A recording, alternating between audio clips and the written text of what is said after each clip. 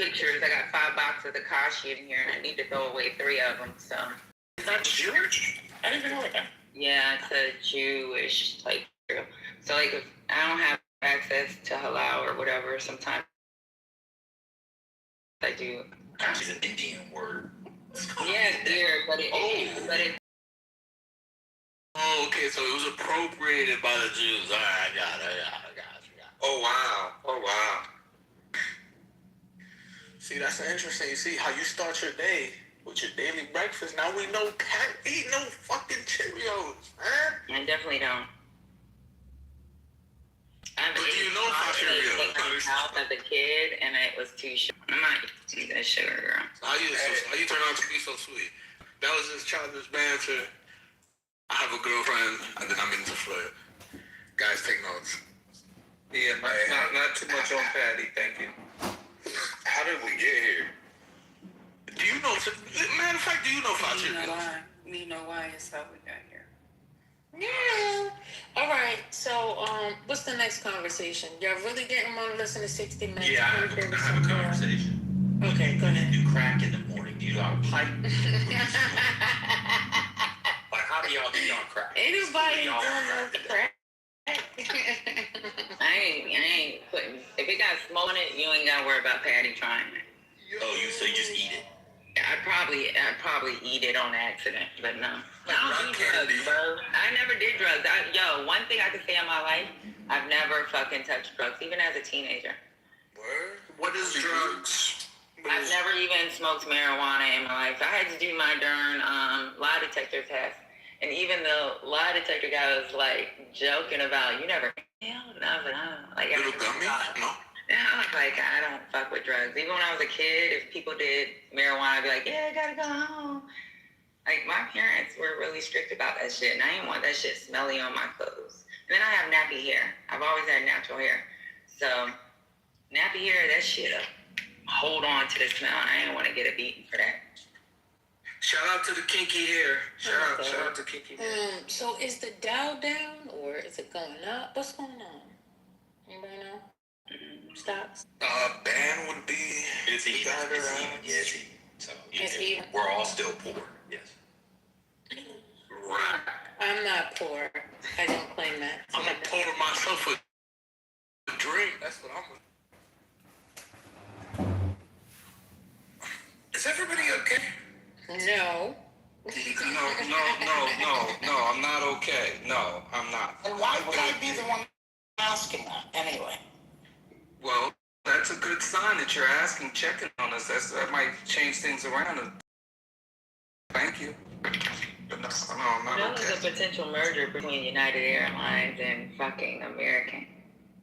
Oh, merger. Oh, shit. I don't know how to feel about that. Me either. That's going into bankruptcy. Fucking United. It was a United American and Delta. United American, like, this shit is. I feel like I flew Delta before. It was alright. But flew United. I'm sorry. I don't know if I said it wrong. Don't worry. The grammatics really don't matter in that instant. Nobody's gonna trip off of that. They merge all the time. Well, we're not gonna miss American Airlines or United, right? Nobody in this room. Yeah, because that's one of the major. That's I'm like, yes. Bro. What you guys gonna miss? You guys like that? It's monopolization. Our concern is monopolization. Right. I don't know if you realize. And to be honest, I'm gonna be honest with y'all. United is the only one that actually still serves real meals. Yeah, so like if you take the Delta or American and your flight is less than so many hours, they just give you fucking peanuts and cookies and ice cream. Whereas American still serves a meal. So wow. The meal be bullshit though, Peoria. It ain't world class. they're still giving meals though. They're the only one that gives meals. So what happens then? They merge. What happens? They get rid of that meal. I like when they give me United.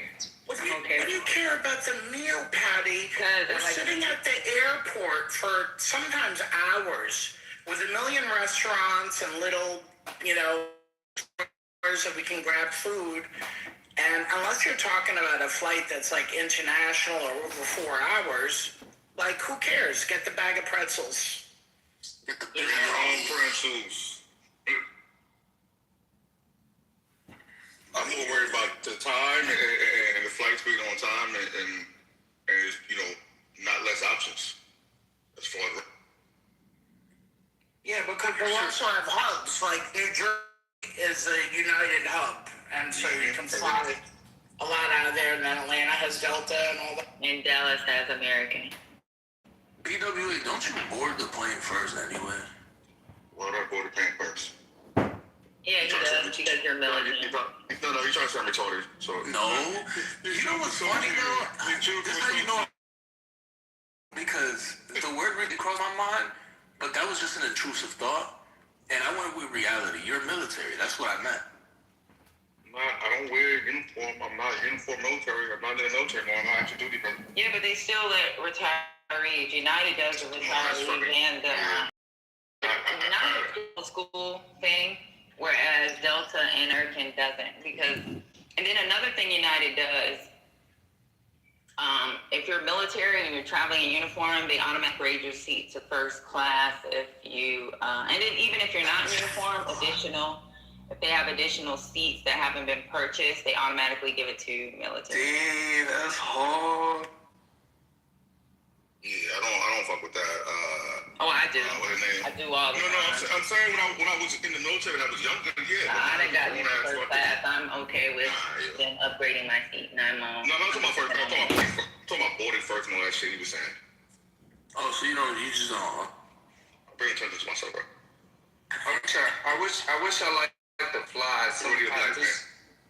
I just lost the desire to fly, and it's really bad because I do. Dude, you fly every fucking day at 2 o'clock. You light up, and you're fucking sky high. Y'all need to know It's because not you take yet. the It's too early, Spirit.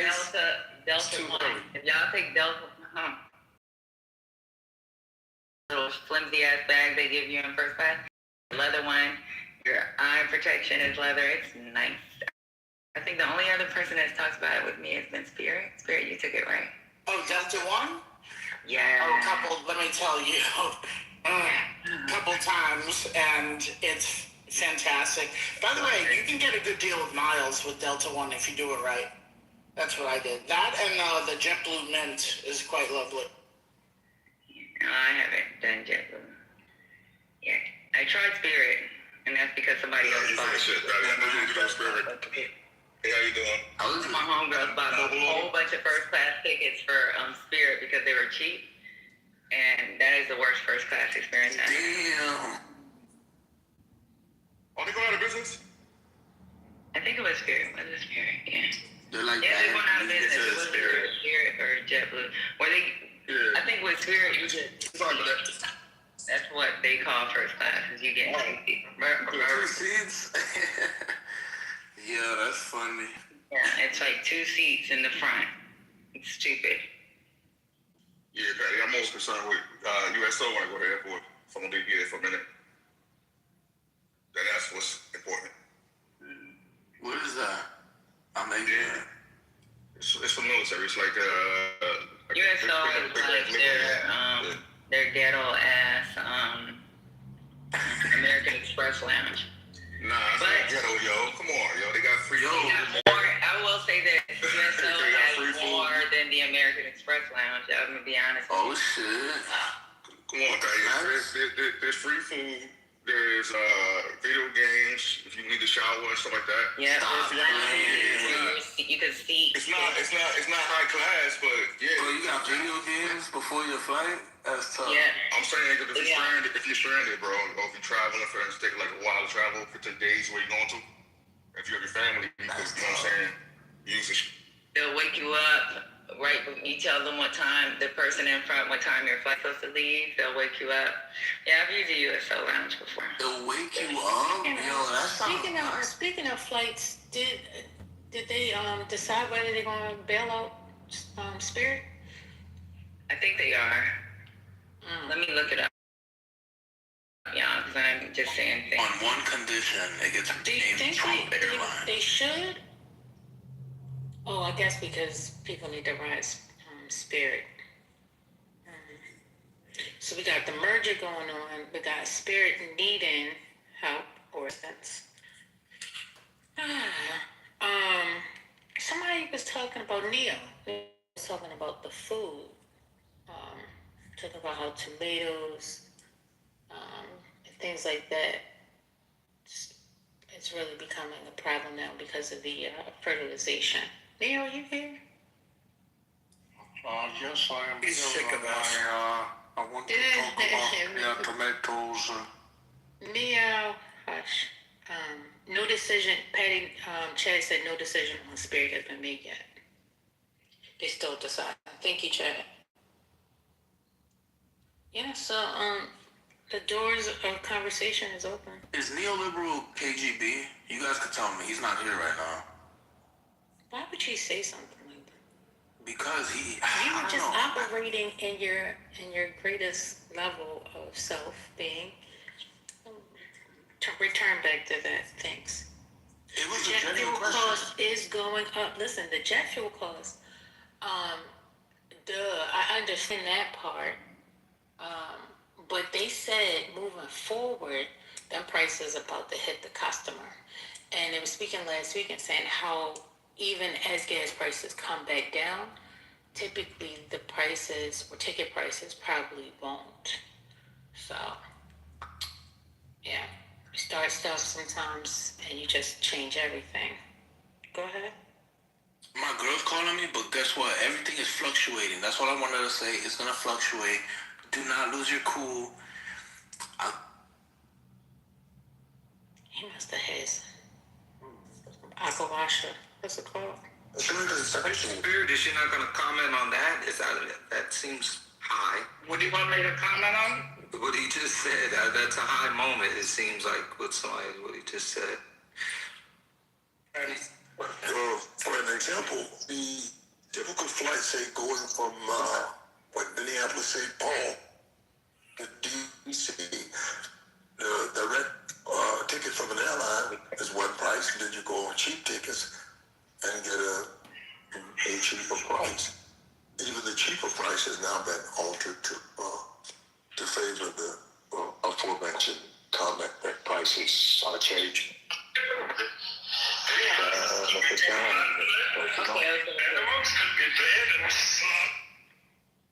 Okay, so I did find an article. It says they're not fully bailing out Spirit Airlines yet.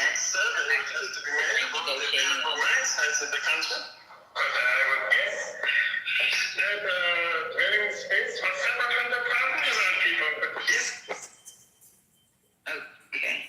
Well, what they're saying is they're actively considering negotiating a bailout. They're in advanced talks about a $500 million loan. This deal will give the government a large ownership stake, even majority. Some proposals even include buying the airline out. Can y'all hear me, or am I fucking retarded? Now I'm using our word. I'm driving. I'm trying to figure out what the fuck is going on, yo. So the question was, are they bailing it? It says the government is not fully bailing out Spirit Airlines yet. They're actively considering negotiating a bailout. They're in advanced talks for a $500 million loan. This deal would give the government a large ownership stake. Some are saying even a majority. The proposal includes buying the airline outright, and nothing has been finalized yet.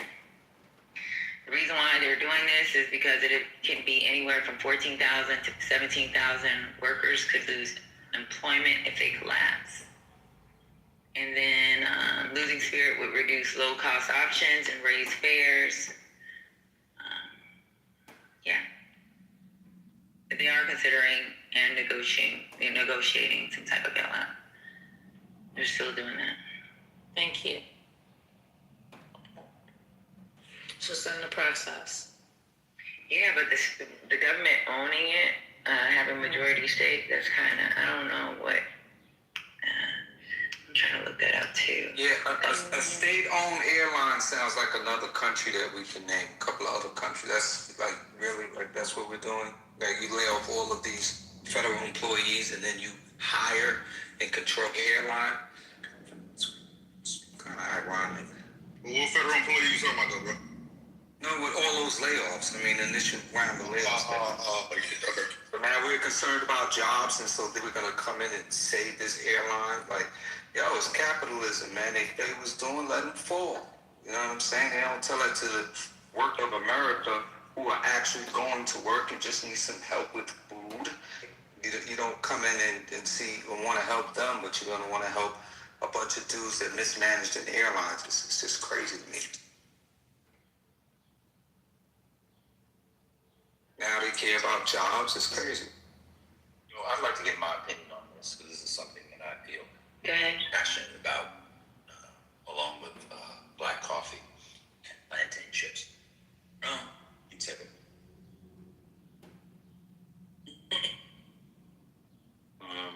Brother Roger, Mr. Roger, brother Mayor from Jamaica. Man, sorry to interrupt you, but you eat plantain that's not chips as well? You don't do the regular bun? Do you ever do it as a patty? Yeah. For a burger? Finish his comment. Yeah, I had some. I had one the other day. I bet. Yeah, I eat it all the time. I love plantain. I disagree with the brothers on this topic. Not only do I think I don't think they should bail them out. I think they should buy the airline and keep it. And I think the United States should once again flirt with having a government-owned airline. Let me tell you why. They're constantly bailing airlines out. Constantly. So it happens all the time. Now I'm being a little Marxist, so I apologize. Airlines are actually part of the means of production. If you follow Mail's advice from Jamaica, Mr. Roger and the Rambler, to their logical conclusions, that could be any airline. The entire economy would collapse. You have to have it up in the air, because without the air, you can't have the ground. So if you let Spirit, and the reason why people are saying Spirit, to be fair, is because of Spirit. If it was Delta, most people wouldn't be saying let it collapse. So you have some brand bias. That being said, Spirit's had less fatal crashes than Delta has, huh? They also have newer planes, huh? And they're safer planes. They get them from better suppliers than Delta does. But because it's big and yellow, and you all are swayed by what your eyes see, as opposed to what your brain can know, you think Delta and American are safer when they're not. But you guys aren't ready for that conversation yet, so I'll put that to the side. Let me just continue. We actually have to, the job thing is a lot of jobs, is another thing. We actually need to begin to explore the government being involved in this sort of stuff, because the service is terrible, the price is out of control, and the taxpayers are paying for it anyway on both ends, whether it's on the ticketing side or if it's on the, see, Patty says it's trash. I've flown on Spirit. It was a more comfortable ride than Delta. No, I was looking first class. They're first class seats, or you get 2 seats. You don't get the lay down seats. You don't get the bigger seats. They are small seats. I'm a small person, so it's okay. But you get 2 seats. That first class is trash. My homegirl had bought the whole first class section, or business class, whatever the fuck they want to call it, and that shit was trash. Okay. It's cheap though. I mean, that's what people care about, like the first class seats in a discount airliner. Okay, I mean, I don't know why they have first class seats at all. It's a discount airliner. I'm just trying to get to the place safely, so I can do first class on the ground. I mean, that's one thing I now have to do a quick tangent. People will talk about how bad or / good airline food is, but they ordered P.F. Chang's at their house 2 times last week, or had Chick-fil-A. You're eating bad food every day. why you have expectations for a meal to be good up in the air is absurd anyway, but I don't want to get to that. I don't know, people's brains go out the window. Oh, girl, I'm about to go on this plane. But I don't know. Anyway, I don't see why the government doesn't have a bigger stake in these airlines. We bail them out. We put very little contingency on the bailouts. They still buy back the stock. The CEOs still get their executive pay. And they still raise prices. So we don't put price controls on them. So after the last time the airline bailouts came, what they do? Started charging you for your luggage. Yeah, I'm not ready for the hard conversation. According to Rambler and Mel from Jamaica and Mr. Roger, we should just have them all fail. Cool. Let's let all the airlines fail. Let's let capitalism bail us out when you need something flown from California to Maine and it has to get on that same train that the shooter had. I checked the baggage anyway. And sure they'll make it. I'm done. So I'll agree with you. I think that the government should have their own airlines because that's kind of like a way of controlling the price of tickets from these private airlines. Like, let's say they do buy out Spirit, they can control the price on what Spirit charges. And don't get me wrong, them seats are trash, but I mean, cheaper seats. And with, I mean, it's like what would say it? It'll be cheaper ticket prices. The government could having at least one of these airlines, them having some type of equity stake. I think that would force the private airlines to lower their prices. So Ben, I'm sorry, Patty, you still speaking? Oh, so Ben, you make excellent points. I didn't do a deep dive.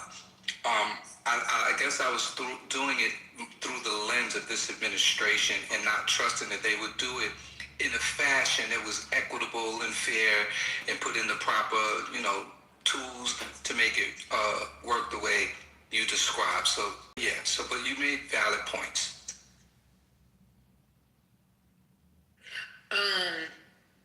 Just for the record, just in case this gets pulled later on in conversation, I don't care whether they get a bailout. I'm just putting that on the record, okay? I don't care. I really, truly don't. It is what it is. So I just want to go on the record. Thank you. I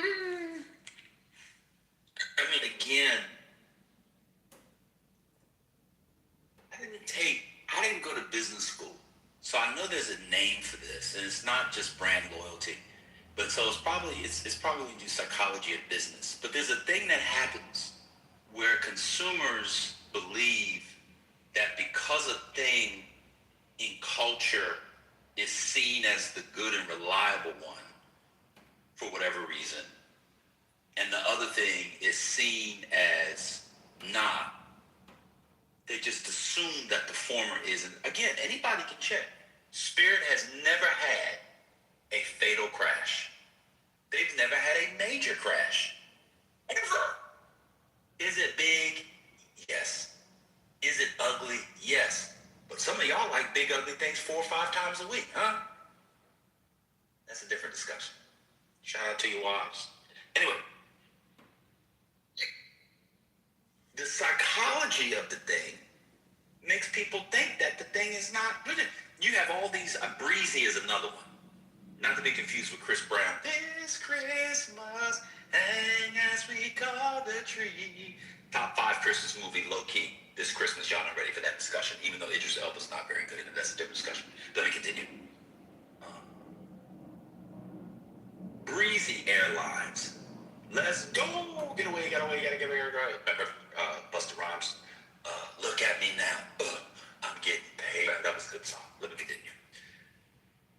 Breezy Airlines, Spirit Airlines, Frontier. These, I don't know if Frontier's discount. These discount airliners, their aircrafts are not the ones that are being bought from Boeing and are going down. And their fleets are newer than your United fleets. I was on a Delta jet a couple months ago. That motherfucker motherfucker had a carving in it I put in 1993 when I was on my way to visit my auntie in Kansas. I said, I sat in this seat before. I said, oh my God, there's my initials. I put that in 1993. But y'all see the big thing, the ugly thing. You see the, watch this. You see the colored thing. So this is where I'm about to go. For those of you who are against Spirit Airlines, you're racist. That's It's the same, I'm almost done. It's the exact same logic. You're judging the plane by its phenotype and by propaganda. Oh, people think I'm joking. It is literally the same logic as racism. Huh? I'm done. And it hits you later today when you're sitting on the toilet. You're sitting a black woman a cash out. Yeah, but Spirit doesn't have a lounge. Spirit doesn't have they don't have the lounges. The cabins aren't. I travel for hours. So if I have to sit on a fucking plane for hours, you giving me 2 seats doesn't mean shit. When I can lay down, I can fucking get my drink. I can. What do you get in the C-130? A doggy bag? I don't travel on the C-130 going from Baltimore to Heathrow. That's not how that works, bro. I'm a senior officer, so as a senior officer, you know they give us commercial planes while y'all on AMC. So AMC is the best food. There's no fucking way, because I always go Avon. I always leave RIP, which means I'm the last to leave. Because I'm the last to leave, they always give me commercial flights. And if I'm taking commercial flights, I want the lounges. I'm the premium. I'm one of those girls that want the premium protection. I want to be able to fucking go from this area to another area where somebody may greet me and bring me to that area until it's time for me to fucking board my next ship. Patty, you know what you can happy with, Patty? If I didn't have to look at someone taking a piss and watch them and tell them, and while they say, can you move over, so they can crawl over you to go take a piss and stand up. No more, bro. Does anybody know? I mean, Patty, I'm gonna be honest with you, that's a rich person's issue. I'm not rich, though. I'm not rich. It's just okay. By well, rank. I didn't say you were rich. I said it's a rich person's issue. Most people aren't worried about the lounge. They're trying to get worried about. But does anybody know what the fleet is? What the aircrafts is for? Because ML just called it the Greyhound of the sky. Anybody know what Spirit uses? Anybody know? Airbus? What do you mean what they use? All Airbus. Oh, yeah, Airbuses. And Airbuses are the safest. Huh? Airbuses are safe. I know. So, and most of the flights are, most of the fleet is quite young. So, y'all are on the Greyhound of the sky. That would be those Boeings from 2000 of Delta that you've been flying. But because they charge an extra $400, you think it's safer. It's actually the opposite. Again, Spirit uses, their fleet is all Airbus. They don't have it, they only use Airbus.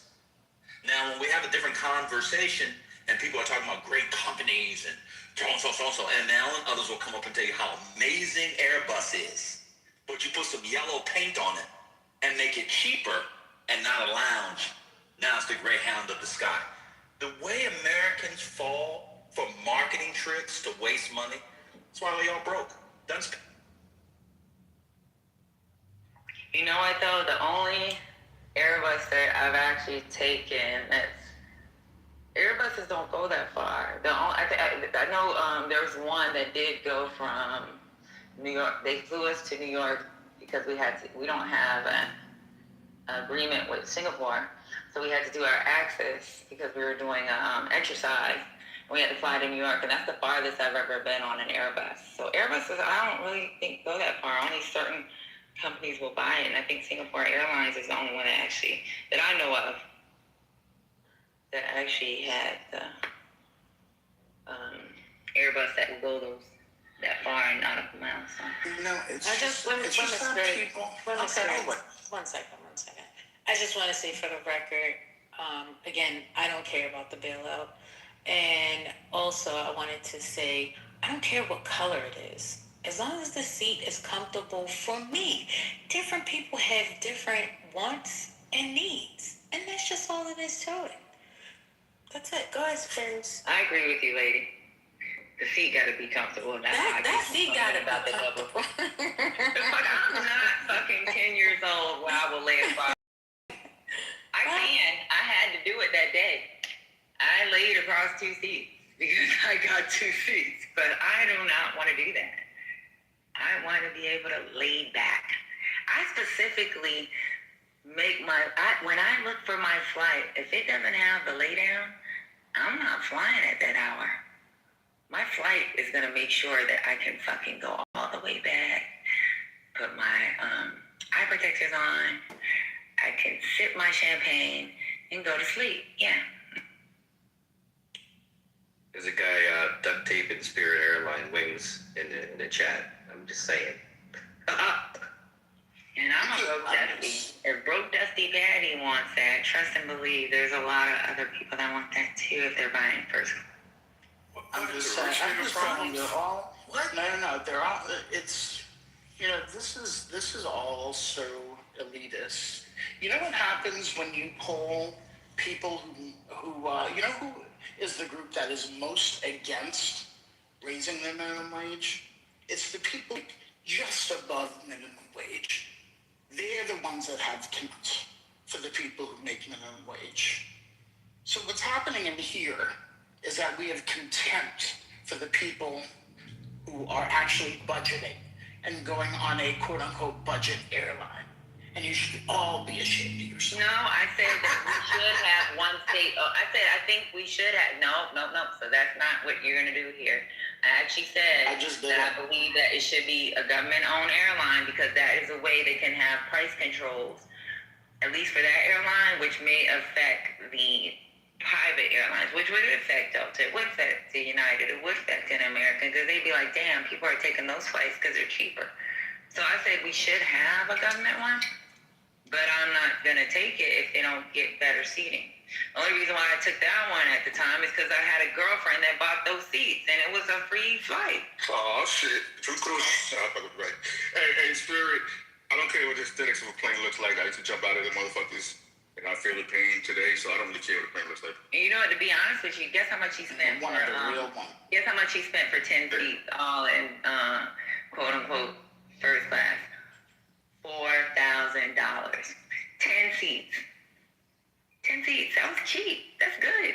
How much? I paid for 2 seats on Delta One, and that was $4,000. For 2 seats? For 2 seats on Delta One, and that was that wasn't even. Were you going overseas? No, that wasn't going overseas.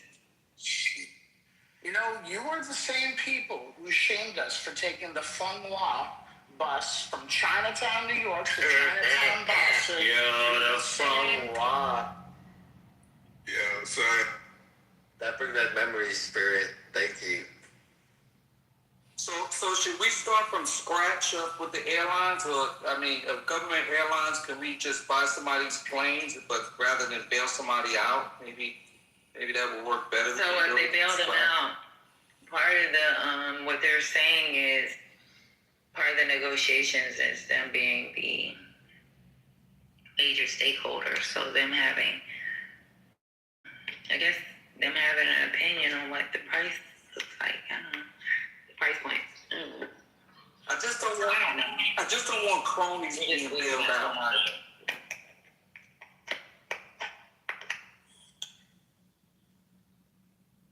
Yeah, this would be great. Maybe a government-run airline can create more affordable prices for people, and people can travel around a little bit more.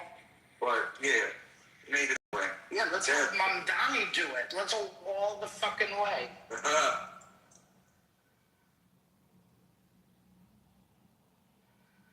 It's latte time. I'm excited.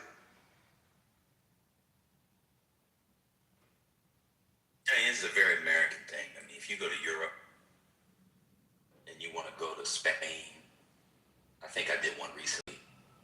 I went from, just a bunch of places. Hop on, boom, boom, bop, bing, bing, pop, bang. There's just Kendrick Lamar all over that bitch. You just in and out. There's no TV in the back of the seat. I don't know what to do. I'm on an airplane for an hour and a half, and they don't have a TV. I wasn't gonna watch it anyway, but I need a TV there. It's just America. It's just get on the plane, take a book, have some peace and quiet. But when people get on the plane has to be the med spa in Atlanta that Portia Williams goes to. Side note, I don't know what's going on with her ass, but someone needs to be stopped. That's a different discussion. Anyway, let's go to Madrid. We go to Madrid. Oh, we're gonna go to Vienna. You get on the plane, boom, bop, bing, ping, pop, pow. You just all over. Wow. They didn't have HBO Go on the back of the plane. What am I gonna do? You know what you did? When you paid for that Delta Comfort because you needed to watch a half episode of something on HBO Go or HBO Max while somebody was kicking you in the back, you just paid for 8-month subscription. I used to live in Europe. I know what flights you were taking, bro. What? You know. We were taking EasyJet. What's it called? Ryanair. You just go and get there. The point. I got on that fucking flight as a little girl. I was like,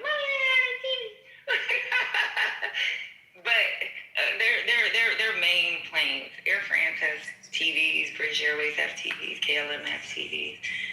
I think but you might be right. I think Air France, because when I complained, my return flight was Air France, and the Air France that we took back didn't have. I think it's Air France. One of them, if it's a short flight, they don't have TVs, but most of it, their major airlines have. But I know what plane you took. Bro, I used to live in Europe. I was a kid. I went to school there. Don't forget, I had to travel all over the damn place because of my parents. You know, this is so myopic. Like, you all like to do fucking drugs. What you need to do is pop a fucking... Ask your doc, say you're trouble flying, get a fucking Xanax or Klonopin. You don't have to worry about a TV, a book, even tilting your fucking seat back. You will be all set for the entire flight, and give your kid a fucking Benadryl. Have a great...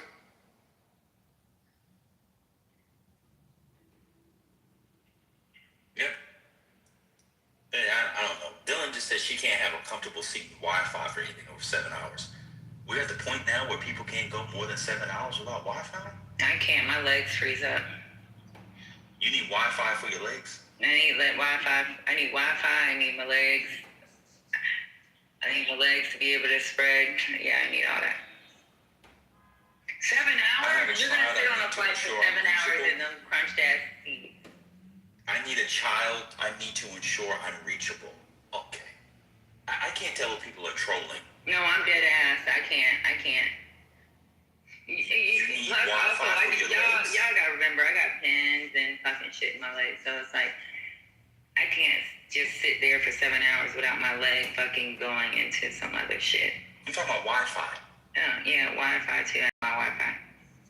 For your legs? No, because I work too while I'm on the plane. So that's the difference. Like, I don't know what she does, but I know it's me if I'm going forward. When I was in Indo-Pacom, I got to go to Australia. If I'm going to Australia, I have to work while I'm fucking on my way there. So when y'all take red eyes, y'all stay up the whole time? I work. I'm a senior. I'm not no. So like, even with us meeting our counterparts, even if I don't get enough sleep, I have to meet my counterparts. I have to get all the information that was sent to me from home station, have the conversation. Sometimes questions are thrown in. You know, I fell asleep before and I'm like, fuck, I gotta look up the information and then have to have the conversation with the people that we're working with. So like, they send me information all the time if I'm going for, especially if I'm part of the planning conference. So if you're part of it, for me, for my job, if I'm part of the planning conference, I can get questions all during the goddamn flight. And I have to compile them all while I'm working. So I carry a computer. I carry my fucking, I have to carry, the airlines know that I'm carrying maybe something that might be what they'll consider secret information. So I have to have my courier card. I have a whole bunch of shit on me when I'm going forward anywhere. And that's why it's like, I would say, I always have somebody meet me at the airlines or make sure I'm being transferred from one airline to another properly. So yeah.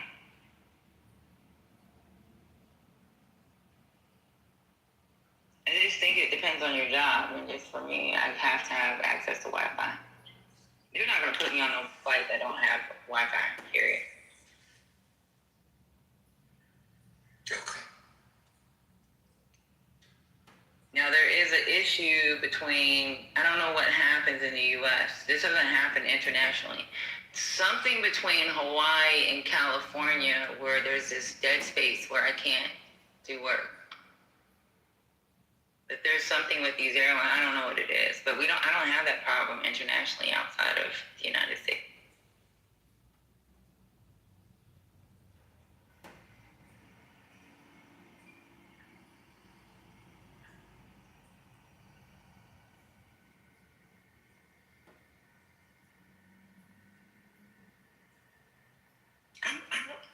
Okay, so let's take you away. So Kamar put any advice for someone who's about to take 11-hour. I mean, what would you do? Y'all send me to the meetings. Y'all gotta. I gotta go to the meeting. Just I'll go in with a burn. When is the troll ban? Are people serious? What do you do for 11 hours? You could take your computer, you could take books, you could write, you could knit. I mean, you could sleep. What about going on an airplane where people all of a sudden turn into retards? What do you mean, what do you do? I don't even understand. You get up, walk around. If you're with somebody, you can take cards, I gotta be honest with y'all. I must be the least important human being. But Dylan says she can't go more than 7 hours with Wi-Fi because she has a child. I must be a terrible father. I've definitely been on planes and not used the Wi-Fi for more than 7 hours. I must be the worst father in the history of the world for going. Y'all never gone more than 7 hours and not had Wi-Fi. I'm gonna be honest with y'all.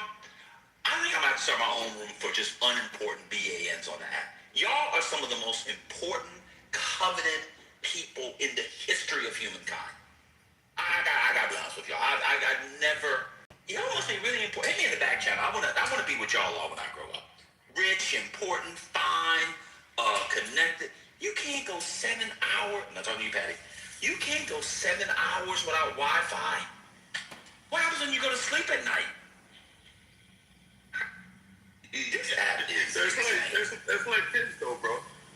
Hey, when my kids were younger, as soon as I hit the Wi-Fi on their phone, turn it off, they come out their room, bro. Also, they may retire mysteriously here. You know the words I hate? I hate a person saying to me that they're bored. It reminds me of as I listen to band. I don't know, how is a human being bored? Like bored, when someone says they're bored, it triggers me. Like, you have a brain. How could you ever be bored? So my ex used to say all the time to kids, yeah. That was a trigger word, bored. Bored? I'm like, what the fuck? You ain't got no shit to do? Like, I mean, I think I've had something to do all my life. I swear, like how could you possibly be bored? To the point where you wake up out of sleep because you got shit you gotta do. Yeah, you got shit. I'm thinking about shit while I'm sleeping, what I gotta do when I wake up. Like, oh, what are we doing? Like, the first thing I do in the morning is replay my day in my head, because while I do take a lot of notes, most things I do remember, you know? So, yeah, how the freak can you be bored? It's crazy to me. And an adult being bored is even worse. Like, stop. So Dr. Smarty Pants said she's going to Tanzania and she's worried about leg space. Well, as one who's almost 6'4", you'll be fine.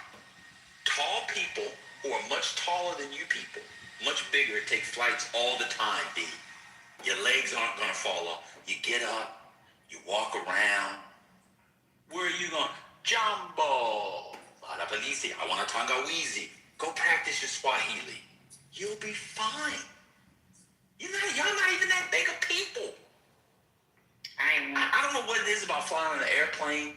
Everybody turns into Queen Victoria on there. But all I need is a proper leg space, Wi-Fi, and a reclining chair. Because if I do But when you were in that car, partying, driving to Bonnaroo or Coachella, and you was all of a sudden that was fun. Now all of a sudden that I'm flying, I've got to have a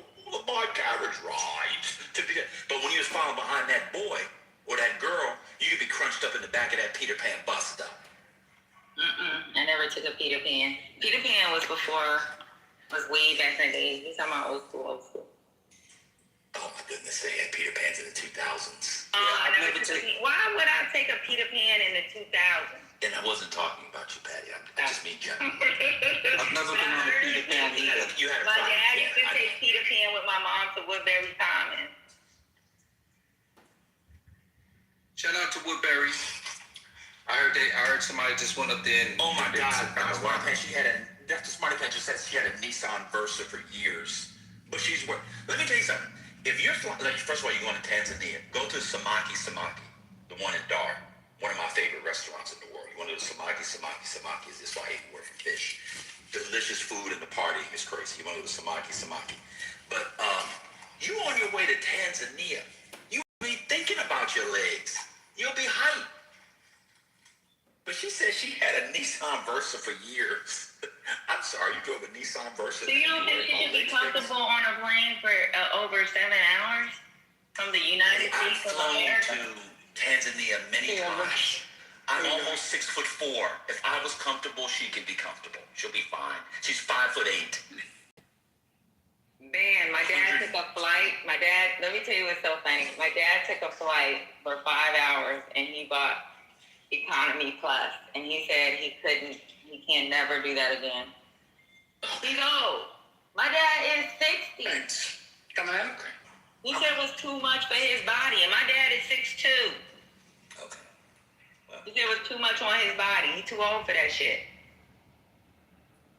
I didn't know you looked Maybe when you turn 60, you'll be like, damn, fuck, I can't do this. no, if I'm flying to Tanzania from America, I'm gonna have to deal with it. I'm going to Tanzania. It's just a flight. I'm not going for the flight. I mean, y'all can do whatever you want to do. I'm just telling you. And that's why we continue to have to bail out the airlines, because they gouge people. People don't take it.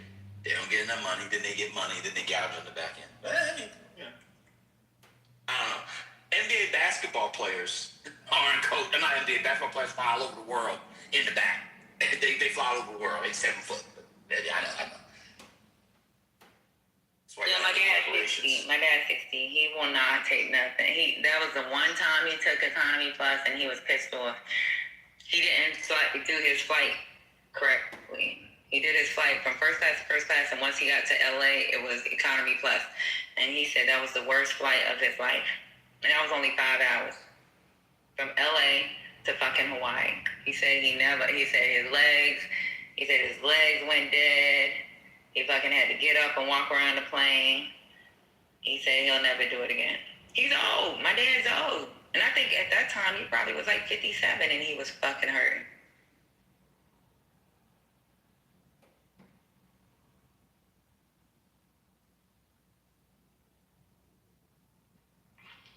I'm younger than my dad and I was hurt. I was like, that's on you. Shouldn't have bought that ticket. And he said it was an accident. He thought he was getting a cheaper ticket and didn't realize it was first class from this destination to another, and then it went to economy. He thought he was saving $700, and he was like, he'd rather pay the extra. He was in pain.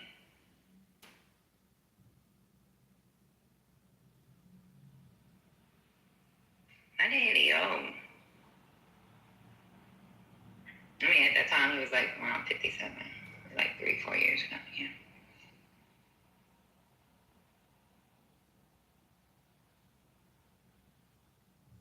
Ben, earlier you were talking about, I had to jump off. I tried to look it up. It is a halo effect, or, at least in business school, the terminology I guess you were thinking about.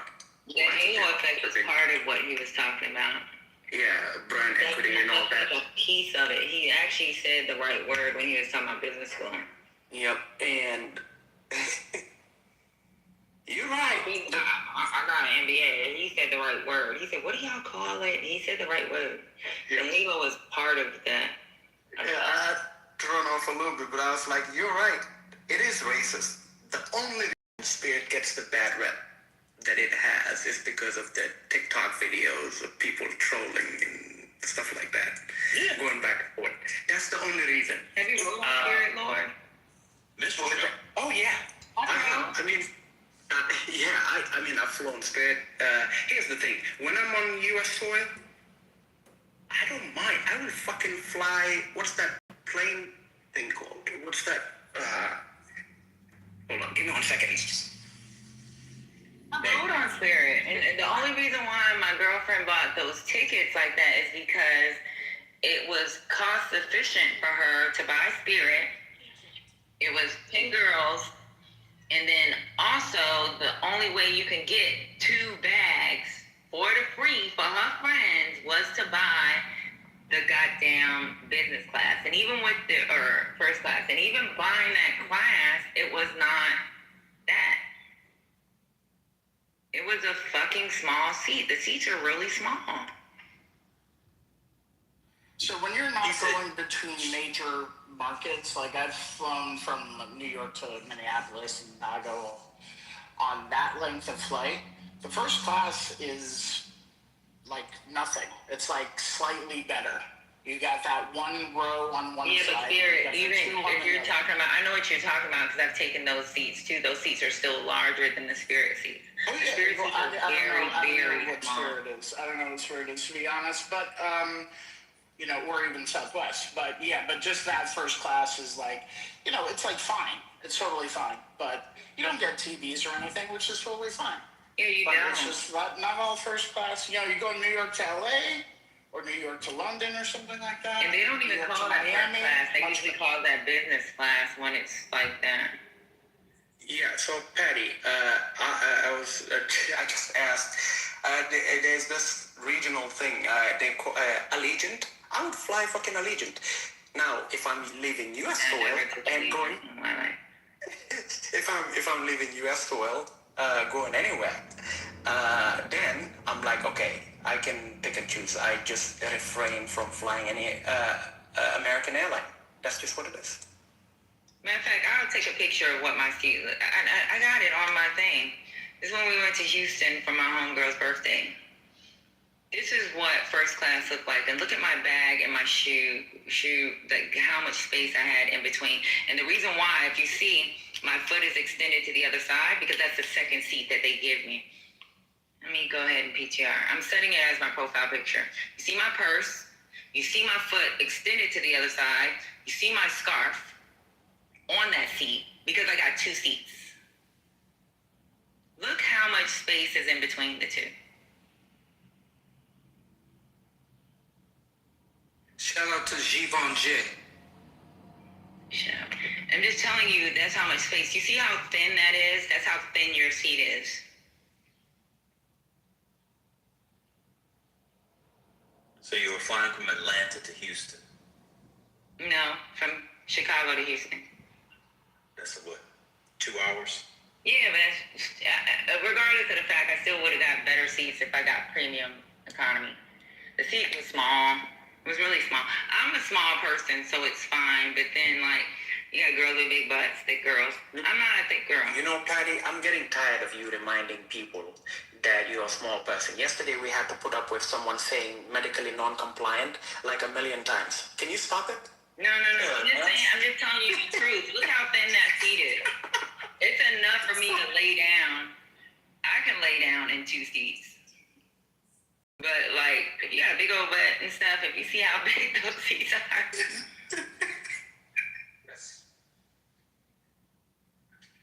That medical compliance conversation was crazy. Took a room to him, First Lady. I just didn't know Oh my goodness. And then Ben just left us. Just leave us out in the wilderness and just disappeared. But I mean, this is what your quote unquote first class, business class looks like in Spirit. I'm just being honest. And you see those 2 little silver bars? Look, my scarf was enough to sit on that seat between. Come on, man. And all jokes aside, any American airline, whether it's Delta, American, Spirit, non-Spirit, their first class is shit, if we're going to have the real conversation. I mean, that's just what it is. There's like, I mean, if but because of, you were in the military and stuff like that, but anyone who's experienced travel across the globe. And there are proper airlines for that shit, if that's what you want. Yeah, that's what I said earlier, Lord. So, like, if it's for me to go from one area to another, if it's over so many hours, I'm not gonna do this. That was the most uncomfortable flight. 2 hours, 3 hours, got it. I still will be uncomfortable, but it was fine for the moment. Yeah, first time I touched down at Dulles, I was coming from Brussels, and it was also the first and the last time I flew on United Airlines. It wasn't a plane that I booked myself, and let's just say when I tried the food, I realized, okay, my life is about to be different because of how shitty it was. Okay, all right, I have to stop here. So, here's the thing. Like, half of you who fly first class, you know why you're really doing it? It's not only so that you can board first, but so that you can be settled in your seat, judging all the people who have to walk through your section to go to their shitty coach sheets, so you can judge them, so they can look at you like you're some baller. So that they're looking at them. I'm not talking about Miss Patty. You better not be talking about me. All you're doing, you're judging them. They're disheveled. They got 3 kids. They don't have their shit together. They're yelling. They're screaming. Nobody can find the overhead compartment.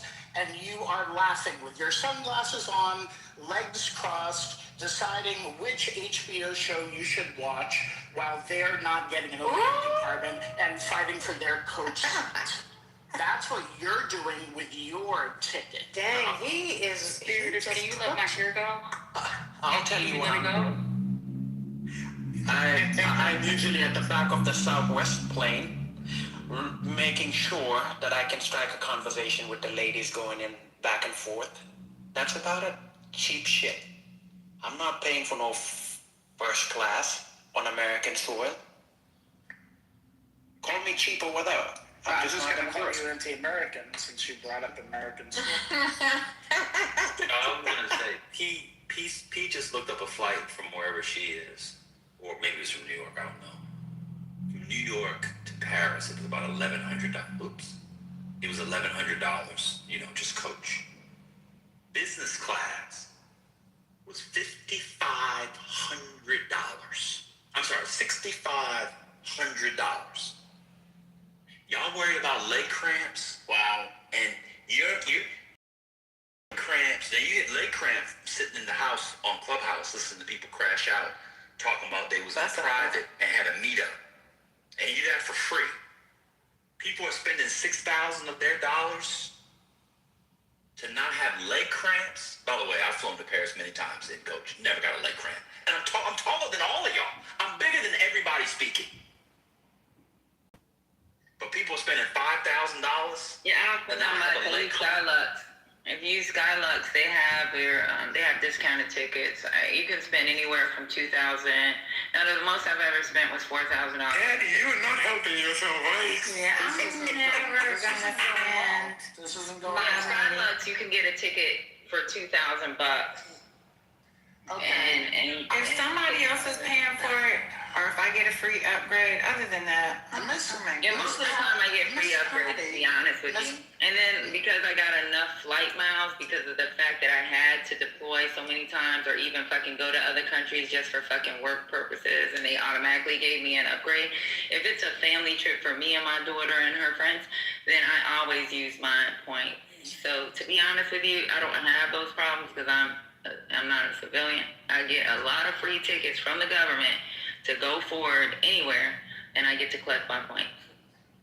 And that's why we're swimming in so much. Anyway, I'm going to say this one last time. You all have health insurance.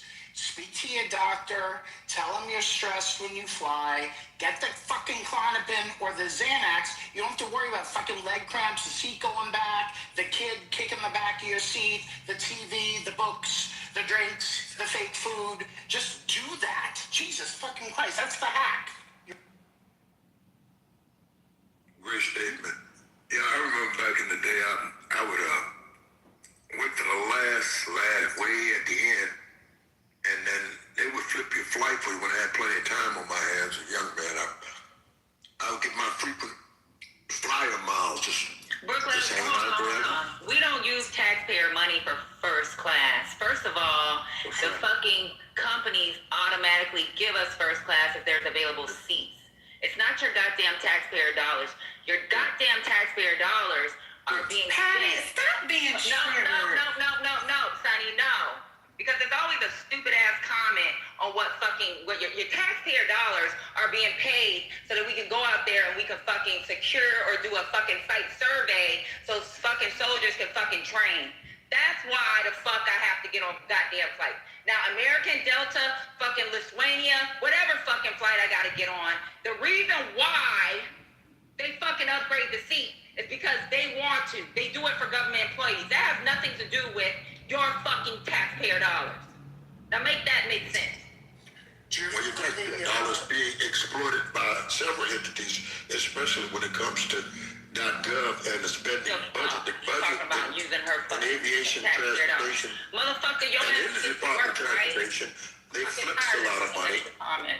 The overspend is an overspending budget there, and I think we could critique that budget, and it could be reshaped, reformed by we the people, and get much better results, and get more of our people involved in flying them, because it's as you alluded to the fact that once you fly first class, you likely never fly coach again, but the whole goddamn plane is going to get to it's going to arrive at the destination, barring a crash. So, I mean, for real.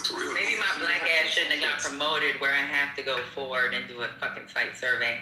Maybe that'll be a fucking satisfaction for whoever got a comment on someone being able to get a fucking, guess what? I'm a black woman who got fucking promoted, and guess what? These private fucking companies, as soon as they find out you're military, they'll say, hey, we may be able to upgrade you. Talk to them once you get there if we're not able to fucking sell the seat. That's what the fuck happened. And guess what? If they don't have the available seat, I might be able to pay for it, because they only give it to you if there's more than one. So if there's only one available seat and they're waiting to that last minute, I'll be like, hey, can I pay for it? I'll pay for it. I have gotten used to it. It's okay. You're not paying for it. I am.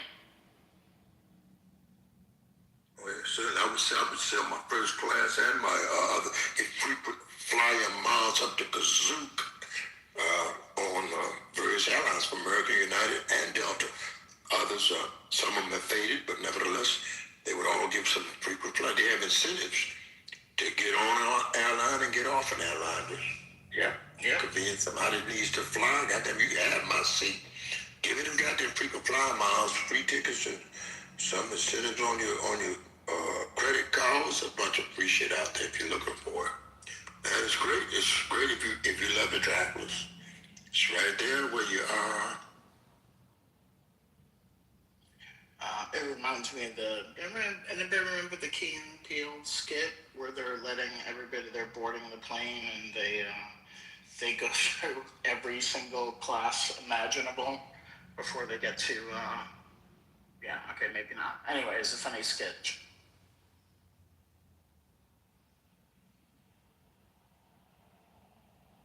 I don't know, it's all the airports as I go through are mostly new and improved, though. Who's bailing out the bowels of antiquity? Probably Reagan National. But beyond Reagan National, people have, flamboyant. They have goddamn everything except the tooth fairy on sale inside the airport. So Ambassador, what was it like flying on Pan Am? Well, I didn't fly a lot of Pan Am. I've done every airline, American Airline, Southwest Airline. Pan Am was in the bowels of antiquity, but I was flying mostly United then, and then I think you were probably my ex worked for Continental, so Eastern Airlines. I got a lot of free shit out of Continental. Yeah. But all the airlines offer you something. Me from JetBlue, well, they're merging somewhere. I assume was it JetBlue and Choo-Choo merging, etc. So Trans World Airlines, that was owned by the LBJ. Anybody know about that? You sound like a TWA guy. I'm a TWA guy. You know, I flew on all those old airlines. That means I'm really that But old. If I flew Eastern, on all those Eastern Airlines too? Did you do that? Eastern Airlines? That was a big one. Oh yeah, Eastern Airlines They used to and hand Canada out were major airlines pins. I put it in Rockford. Were they gold and blue? Spiritus? I don't remember. I just remember like they would always, we I remember be like catching a Boston, flight. New York, Washington, Florida, like. I remember catching a flight as a little girl, and I believe it was Eastern. When you're saying it is, Yeah, they were all up and down the East Coast. Yeah, we flew I don't know what happened. New York to Milwaukee. Yeah, blue and gold. I think it's the covering. All right, is there another conversation? Ready to move?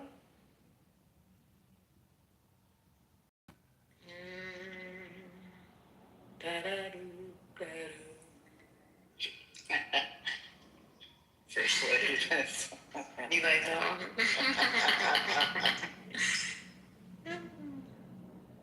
I think I did once.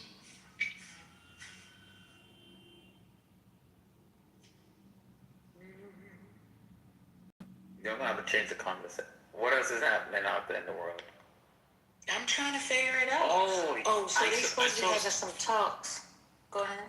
Yeah, I read a story and I looked at it online. Whereas a lot of the farmers will complain that they didn't have workers, to do their crops. So the article was about the farmers in Idaho, and right now they're coming on harvesting like their carrots and blah blah blah and their potatoes and whatnot. And they're literally saying that the guy said, I have $750,000 of product, and I cannot find an American to come work it. So he goes, no matter how many adverts I've put out, paying top dollar, $20-something an hour to pick, not one American has showed up to help pick that shit. And right now he's begging Trump to bring back, let the illegals come back on the farm because all American food supply is going to be fucked this summer. And he says the war has exacerbated. I don't know how the war affected the shit, because he's harvesting, he's all planting. Planting is another thing, but it's expect your potatoes and carrots to go up because there's no one to harvest it.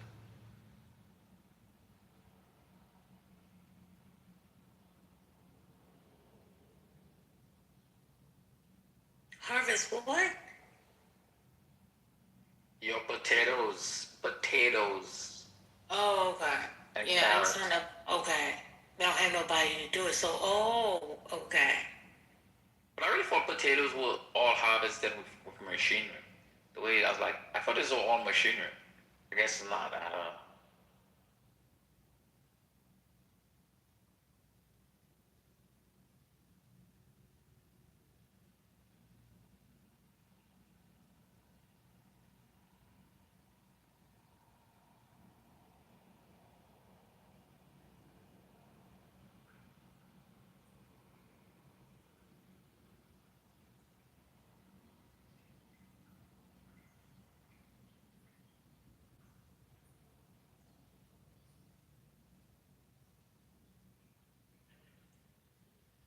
But Mel, as military, they've always upgraded your seats, correct? Once you became a senior leader, or even lieutenants, if you're riding with a senior leader. Yeah, I've been pretty lucky because especially after the war, it really before the war that shit didn't really happen, but after the war we were treated like gods. You appear at the airline and you got an automatic bump to first class.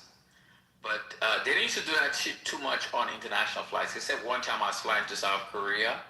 And then South Korean Airlines bumped me up. South Korean Airlines bumped me to first class. I couldn't believe that was the first time I flew first class. I was a captain. First time I flew first class in my life, and that shit was. I was like, oh, this is the life. This is the life that I want to live when I grow up. I want to fly first class. South Korea does. They do immediately now.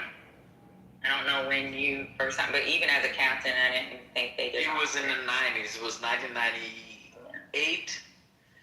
But I know South Korea, Lithuania, all the U.S. airlines, if you're a leader, if there's more than one seat they give you that seat. If there's only one seat, they try to hold on to it to sell it. And a lot of times we end up buying it because we've gotten so used to taking first class. But you should get the upgrades. That's all. So I think I have 3 more years of first class blind just from my points.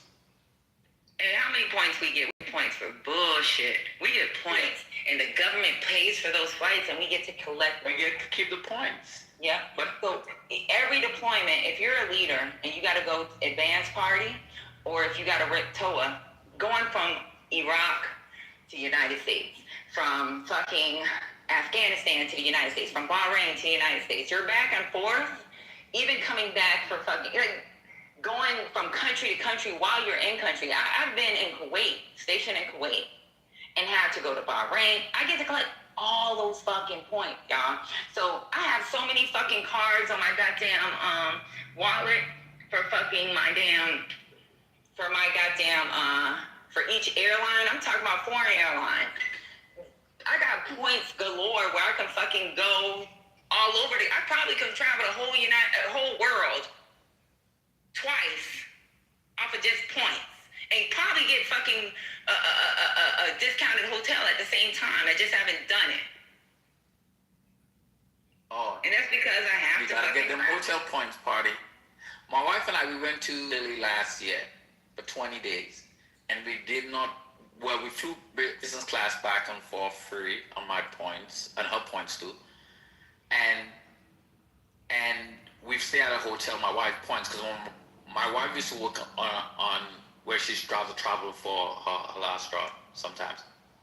And we stayed across Italy at Marriott's and different other hotels. And we didn't Bonvoy, because we both Bonvoy members, we did not, I think we only had to pay a hotel one time. And that was the hotel in Venice. Apart from that, everywhere we stayed, Rome, Naples, wherever, we used points.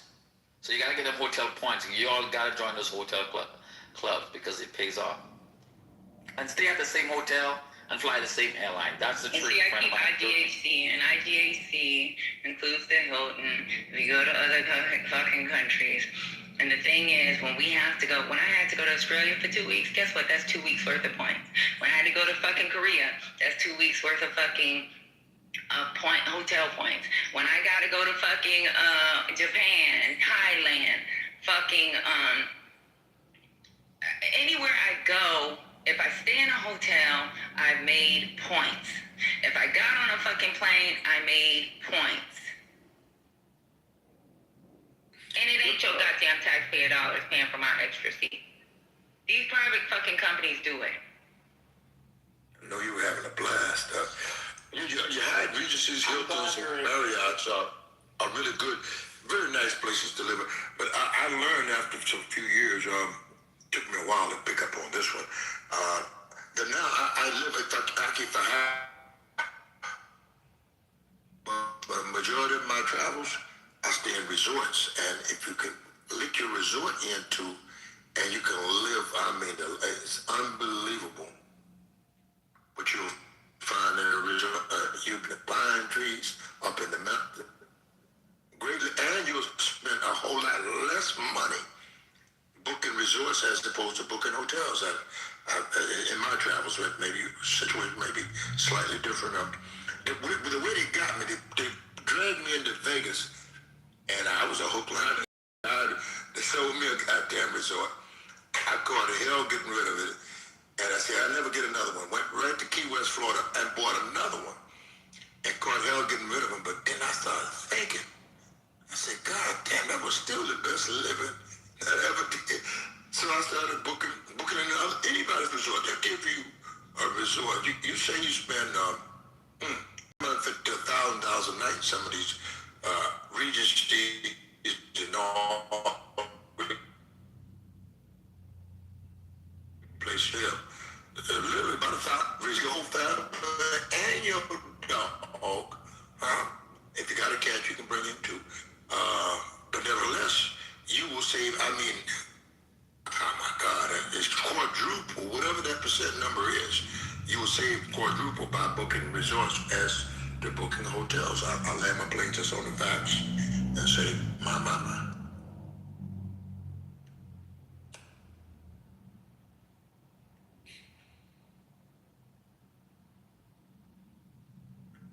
groceries back there, camp on out. I mean, I live around where I used to survive, but once I started living, I didn't go back to surviving anymore. But my.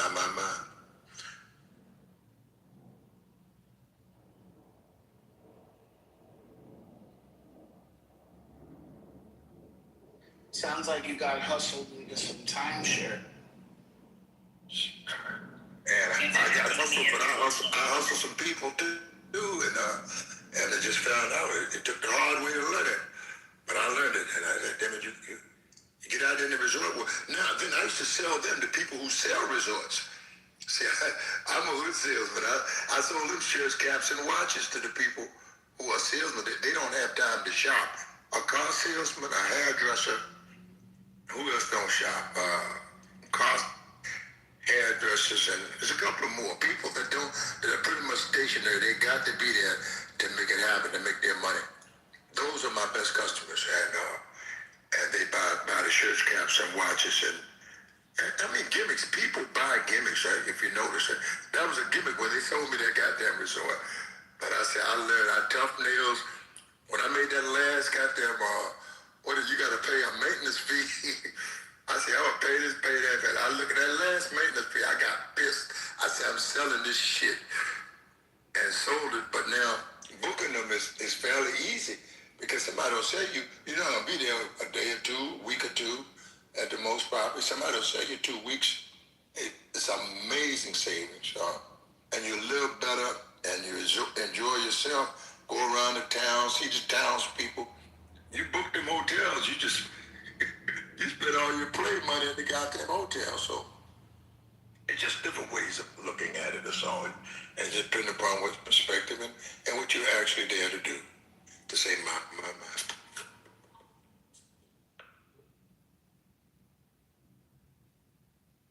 And of course, then it depends upon who you ask.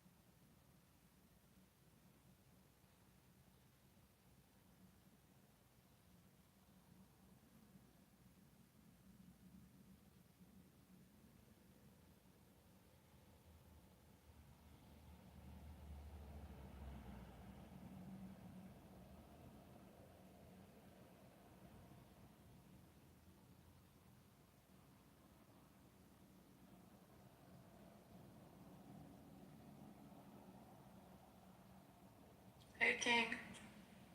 No. Whew. First lady. I just cracked myself up. I just caught the video. So he was under the table. He did slide underneath of it. And then once the people with the rifles, all black with the rifles, once they came out to secure before they could move him, it does look like he tripped. So, like I said, I didn't see the video all the way through until just now. And I don't know. I mean, maybe, his shoes was untied. Y'all know. All right, King Dove, what you got? Not much. I just came to say hi, and I thought the interview was interesting that Trump did with 60 Minutes. Yeah, it was really funny. He got upset as soon as she asked about the manifesto. He said, "I knew it. I knew you were gonna say it." Disgusting. You're a disgrace. Oh my God. Oof, child. If I'd have been there or backstage, they probably would have fired me because the way I would have hollered in the background would not have been good at all. Definitely would have laughed. It's too bad it's normalized that the quote-unquote leader of the free world or any head of state can talk to a reporter like that. It's kind of sad, actually. It's really pathetic of that man to.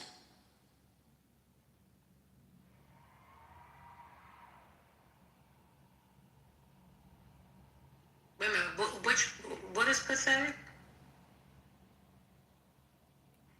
Oh, the way that he talks to a reporter like her, who was asking the normal questions that anybody would ask. Right. And we've normalized it. Like, this is not normal. He's a piece of shit. He treats people with disrespect. But I'm with her. How did he know that he was talking about him? Well, she got him on that one, didn't she? She was like, "I'm sorry. Do you think he's talking about you?" Didn't the manifesto say something about an administration led by a pedophile and like he said all those? Did he say? Oh, okay. He said. I thought so. I mean, I missed that part. I didn't read it. That's possible. No, that's right.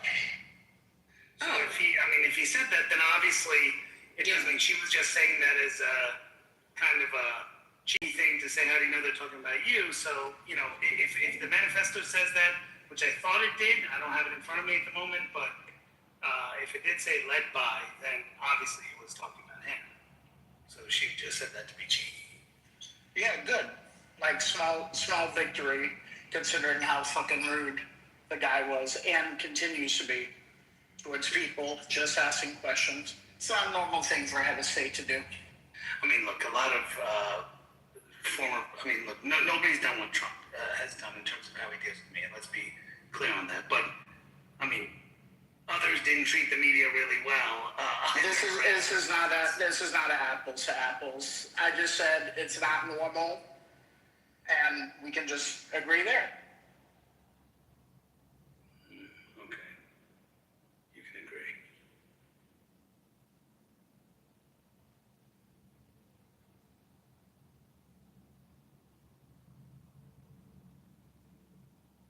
So maybe you're saying that she should have asked the question like, well, you saw the manifesto. He says a few harsh words. What do you think about that? Instead of repeating it, you think that's what he was looking for? People haven't read the manifesto. That's the whole point of the news. So reacting to the manifesto, here's what it reads. And then for him to get so offended and rude, which is not the first time, like he's got to deal with it. He's the fucking president. Okay, so maybe before she said it, now understand this is not 60 Minutes, CBS words. We do not approve of this particular message, but I'm going to read from the manifesto, maybe a preamble kind of thing. Would that probably have been more acceptable? No, she's just reading the manifesto. Like, it should be a normal thing. Just you're reading the manifesto and somebody's reacting to it. What the manifesto is about. That's all. React to it like a normal person. Don't be offended and act like a fucking child.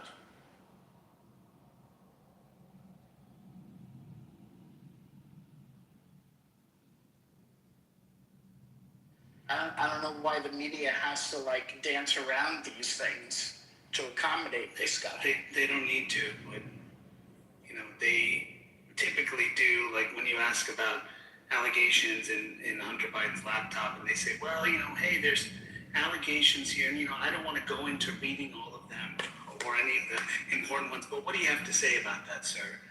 To the previous one, like those accommodations were made. Just to be clear. She didn't call him that. She wasn't asking about whether or not he was a pedophile. Agreed. She was reading from. Okay, that's why y'all get to get y'all stuff out. I can't be lying. What do you think? You can't possibly agree because you were just saying the opposite. So if you're asking, she wasn't asking about allegations of whether or not Trump did that. She was breaking the news that happened 12 hours before in the manifesto. She just read it. And she chose to read that, and other times they chose not to read other things What? because. Give me an example when they chose not to read something after a shooting with the manifesto. No, see, you go in specific situations. I know, that's the specifics of this case. That's the Ridiculous. So give me an example. Not It wouldn't be Hunter Biden. Obviously, not with the shooting example, obviously. But it wouldn't be Hunter Biden generally because the Hunter Biden thing, you'd be asking about whether or not he did it. That's not what she did here. She was reading what was in the thing. I don't. The accommodations that one has to make for Donald Trump, who uses literal Stalin rhetoric, because for people, that stuff, Stalin used to say that, is insane. He's allowed to call people dog, dumb, etc. The lady just read from the thing. But, what about Hunter Biden? That's just insane. I don't even understand it. That's just wild. You're president of the United States, and somebody just could have shot you and your cabinet up, and he seemed more mad at her than the guy that did the shooting. He should be on a football team. That boy could run, get him on the team. Like, he was joking about him. But you got to say, well, he said some things in his manifesto. I didn't even understand that. I thought Donald Trump's interview generally was fine, but I didn't understand that moment why he flipped out. And then I don't know. This should be over in 2 years. This whole thing where normal adults, just their brain shut off because it's Donald Trump is insane. The lady just read what was in the thing. She was making news. Like, goddamn. Where are you from? Oh, I'm from so-and-so news. Fake news. You're stupid. That's what he says to them. Look at those people behind you. This man has called for Second Amendment remedies. What would that be? A well-regulated discourse?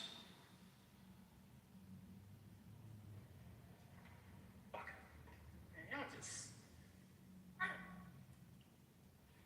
don't know what kind of attachment this person has on grown-ups. It's very strange to me.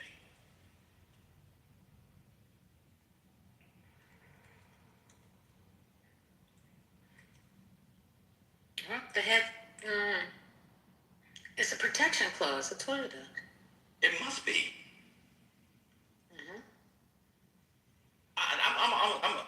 It was Nora O'Donnell, right? I'm gonna read. I'm gonna see the question again. Okay.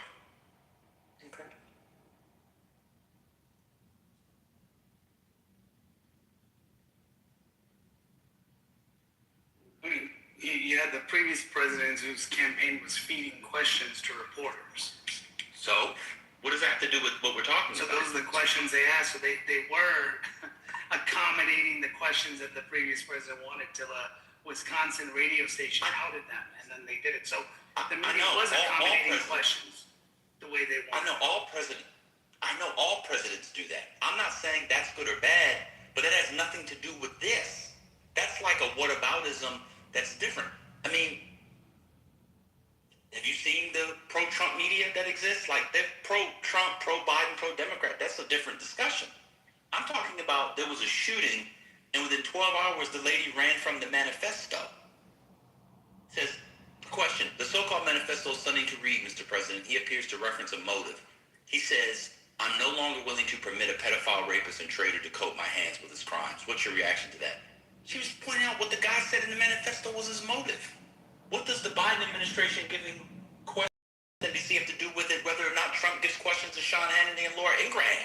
He has Laura Ingraham, who has more people watching the mainstream media, come in, and she does a whole glossy thing with him with the declaration, like all presidents fit. That's not actually a response. Let's go back to the thing. I'm confused with the. I'm no longer willing to. I'm confused with the feeding the presidents to the questions to the media. I don't know, but that's a red herring. So that's the way that people want us to change the topic. So I'm not going to take the bait.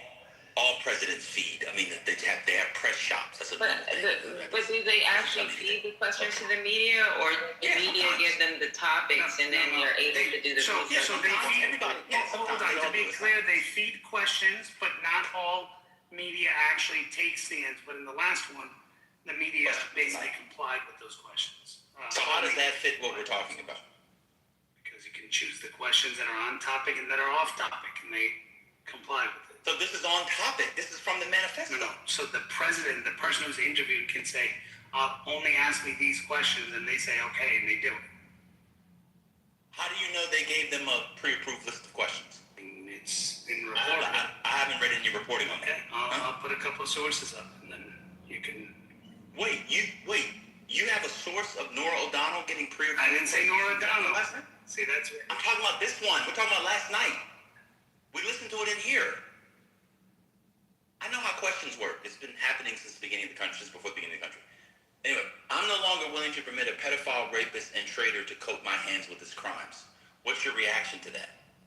That was the guy's motive. How's that question out of bounds? Larger manifesto, but okay, that's one piece of it. Okay, what was the other piece of it that we missed? He talked a lot about the administration, what the administration did, that he felt it was his only, this was his only chance to act on it. That's not motive.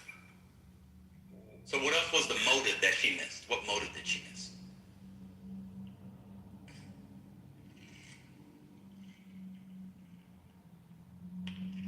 I'll pull it up and read it again. Cool.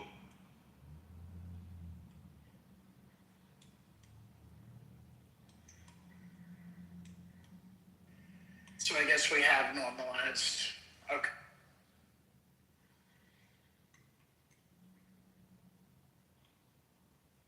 This guy ran around for 10 years, and the media allowed him to call Obama a Marxist, Kenyan, who was constantly disqualified.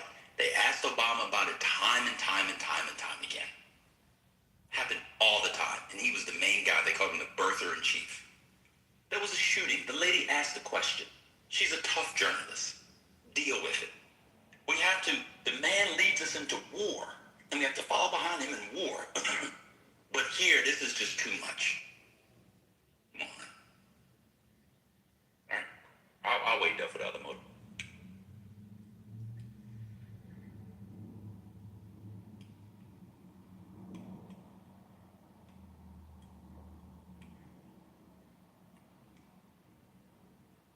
While we wait on that, First Lady talked about Kimmel. Enough is enough. Kimmel's hateful and violent rhetoric is intended to divide our country. His monologue about my family isn't comedy. His words are corrosive and deepens the political sickness within America. Enough is enough. It is time for ABC to take a stand. How many times will ABC's leadership enable Kimmel's atrocious behavior at the expense of our community? What did he say? Did anybody watch it? He made a little something. So it seemed, Yeah, he made a joke about her being having the globe and expected widow. Huh? Yeah, he made like a widow joke, like her husband would be dead or something. So he did talk about, child starved or teenage abused, teenage girls abused and stuff like that. And he said he was turning the other cheek. He said that's wrong and he can't do that. Basically, he's saying he's not a school kid blown up or a child starved or a teenage girl abused by many criminals in this administration. So he's saying that one of his motives is what the administration is doing in those fronts. That wasn't read, by the way. Turning the other cheek when someone else is oppressed is not Christian behavior. It's complicity to oppressors' crimes. So he's accusing the administration of crimes. That wasn't read. So his That's motive literally read. is That's those what being a crimes. pedophile is. It literally says. So I'm it no says, longer- I'm not a school kid blown up or child starved or a teenage girl abused by criminals in this administration. So where's the pedophile about blown up, school kid blown up? Where's that? No, and traded to coat my. Exactly. So you didn't, What the fuck are you? Why are you disrespecting me, man? What's going on? You just asked me a question. Can I answer it exactly? You always do this crash out thing. That's why I stopped talking to you. This is so insane. It's not a crash out, bro. You said to me it's the same thing. You said what's going on? I answered your question. I'm responding. So what was the motive in that was my question. And you said that he talked about he wasn't a child. That's not a motive. I mean, the lady had 20-something, I don't know how long she had with him. She's not going to read the whole thing. He said, I'm known as a pedophile rapist and traded to coat my hands with his crimes. You just mentioned crimes. And he's not a school kid. I read it. School kid blown up or child starved or a teenage abused by the many criminals in this administration. Turning the other cheek when someone else is oppressed is not Christian behavior. It's complicity in the oppressor's crimes. So he's upset about school kids being blown up. That's one of his motives. Right, that's the traitor to coat his hands with crimes. That's what it literally said. Right, so that was not the paragraph she read. No, I'm saying he said he's not going to allow the traitor to coat my hands with crimes. Okay, I mean, you could say that one paragraph, but I mean, this paragraph is also part of his motive. Okay, I got it. So if the people don't ask exactly what you want, then... Well, I didn't say that. I said, you said she's reading the motive. That's it. That's the killer's motive. And I said, there's more than just that as the motive. So she read a portion of the motive. Let's be clear. She read a portion of the motive. I'm not disagreeing with you. She read a portion of the motive. Is blowing up kids a crime? No, blowing up kids is one of the things that offended him.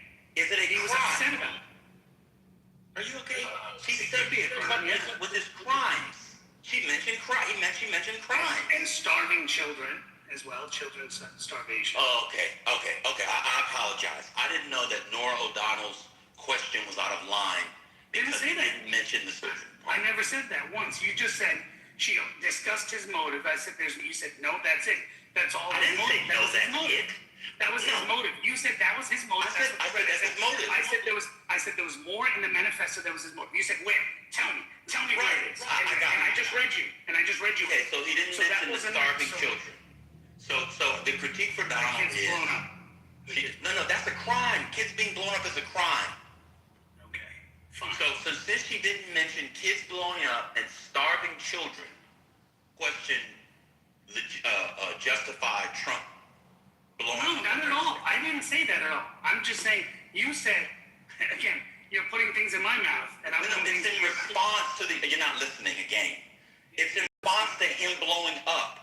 So we said, why would he blow up like that when she was reading, as you say now, part of the motive? Correct. It's part of the news story. It wasn't out of line. So why would he blow up like that? Well, he blew up because he thought he was defending himself, which is wrong. He shouldn't do that. I agree with you. And he wanted her to ask about the starving kids instead. That's why you brought that up. No, I'm saying if you said her intent was to read the entire motive, I read the motive. Stop putting to know what the motive. Okay, sorry. The motive of the shooter was. The motive of the shooter was more than just that one guy. That's all I'm saying. So her job is to report the news to the viewer.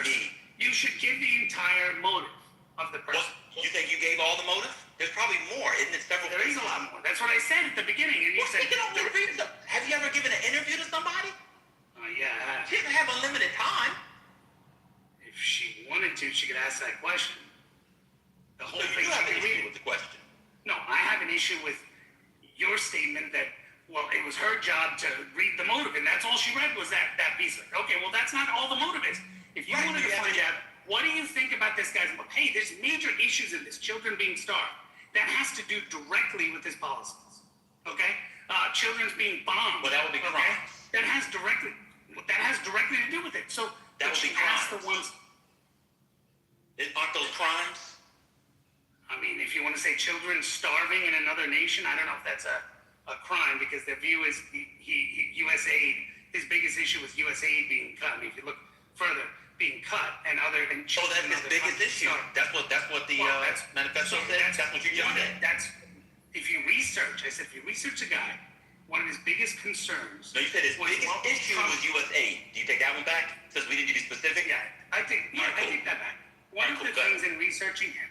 He had issues with what Trump was doing. One of the issues he had, let's put it that way, was with Trump cutting U.S. aid and children starving. That directly goes to his policy. Cool, I got you. So your issue with Nora O'Donnell then, or my understanding is I left out the USA one. Cool, you won. Let's go back to the larger point. Why is the President of the United States yelling at a normalized, to Spiritus's point, that is not how, and you came up, well, let's be clear, other presidents have treated the media bad too. You did a one-to-one comparison of whataboutism, as per usual. Okay. No president in your lifetime has ever talked to or about the media like that. The lady was just in there, he was in there, somebody was shooting them. She's trying to do the thing. Why is she being attacked? She just read from the thing. But now you let me know. Because he left out USA. That's fair. She left out. Nora O'Donnell is a disgrace, to use Trump's word, because she left out the part about USA. You had Biden cursing Fox News reporters for asking him about inflation. Like, why does he need to curse them? What did he say? About inflation? What did he say? Oh my God! It's even in Reuters. President Biden was caught cursing at Fox News reporters. What did he say? Calling the guy a fucking asshole. Okay. What did he say? He insulted Ducey. I'll put okay. in the So you're making an equivalence between Donald Trump's treatment? No, you said presidents don't report. Presidents treat the media that way when they get a question they don't like or whatever. They don't. So no president in your lifetime has ever treated the media the way Donald Trump has. Him cussing at Steve Ducey, and apparently according to Ducey, that's kind of like they had a nice little back and forth. I think they liked each other. Him cussing at Steve Ducey. I mean, Peter Ducey. Well, I think Steve Ducey too. They had to go, but yeah, Peter Ducey, the son. Peter said they had that. To you, I guess now you're bringing up that's the equivalent. So now, according to King Nav, Biden treated the media the way Trump did. Got it. Did I say that? Because Peter. So then, what are you bringing up for? I said that's a one-off. All right. You gave me a one-off. I did give you a one-off. You're right. Okay. Go on, Ben. Enjoy. I'm done. I just don't understand why it was even. I mean, look, the point I'm getting at is that all of these people treat the media like. Wait a minute. Was it in private? Trump is worse. Was it in private? Let me finish. Trump is worse than every single. Let's be clear.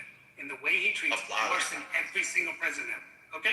Can we agree? Of our lifetime. I don't think ever. Of our lifetime. Fair.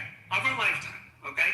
And let's be clear. But to say that you should treat the media with respect, other presidents haven't treated them with respect. Let's agree on that. And who said that? I'm saying that. Who said you should treat the media with respect? That's what Spiritus was saying. Oh, you should treat them with respect. They're asking questions. They're doing their job. Okay. That's what he was saying. Yeah, it should be respectful. He's the head of state. Is that not true? You don't believe that? Wait a minute. One mic on me. Biden responded sarcastically over didn't report shouting questions with a hot mic on, not knowing his mic was on, and said, "What a stupid son of a bitch." So you're comparing by the way, within an hour of the exchange, Biden called Ducey's cell phone and said it's nothing personal. So he called to apologize. So your big one-off and equivalence from Biden was something he said to himself or to an aide on a hot mic that he then apologized for. That's the bad one. That's treating the media without respect. Okay. I guess I'll be the piggy. I'll be the piggy and be quiet. To the point of treating the media with respect, who's allowed in the White House briefing rooms? Like, who's in that press corps?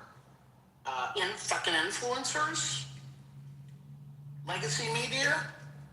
Or are we talking about right-wing people that are allowed in to ask the questions? CNN is there. Caitlin Collins always asking questions. Cool. CNN got in. Nice. What are you saying?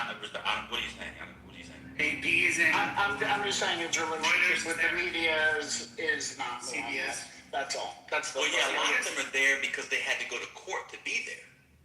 They tried to kick a lot of them out. You're talking about DOD, Ben. To be fair, I think you're talking about DOD press conferences, not it White was House. DOD as well.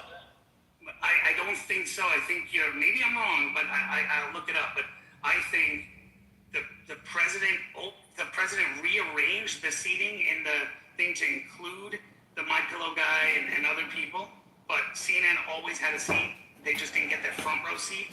They got a second row seat, and other media are there, and they're asking questions, including CBS, ABC, and all the major outlets. But more were added, and some of them were reshuffled, which people are saying, why is CNN in the second row? I don't think they had to go to court in the second Trump administration. The first one they did. In the second Trump administration, I just think he rearranged them to piss them off and put other people in there that may or may not have should be in there. But I mean, that's quote. The Associated Press versus Budowich.